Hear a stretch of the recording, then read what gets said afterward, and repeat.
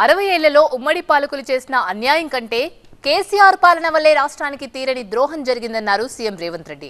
అయితే ఎవరు తెలంగాణ కోసం పోరాడారో, ఎవరు తెలంగాణ ద్రోహులో ప్రజలకు తెలుసంటున్నారు మాజీ మంత్రి జగదీష్ రెడ్డి.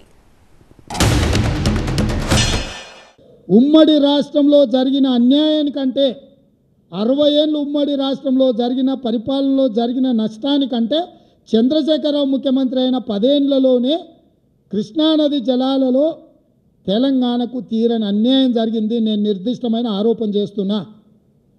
పోతిరెడ్డిపాడైనా, రాయలసీమ లిఫ్ట్ అయినా, ముచ్చుమరి ప్రాజెక్ట్ అయినా, ఈరోజు పాలమూరు జిల్లాలో మొదలైన నీళ్లు శ్రీశైలం రాకంటే ముందే రాయలసీమ ప్రాజెక్టు ద్వారా రోజుకు 12-13 టీఎంసీలు 30 రోజులుగిన మనం కళ్ళు మూసుకుంటే 1000 టీఎంసీలు తరలించకపోతాడు. తాగడానికి కాదు కదా, బురద మెక్కడానికి కూడా శ్రీశైలం దొరకదు. ప్రజలు నవ్వుకుంటారు.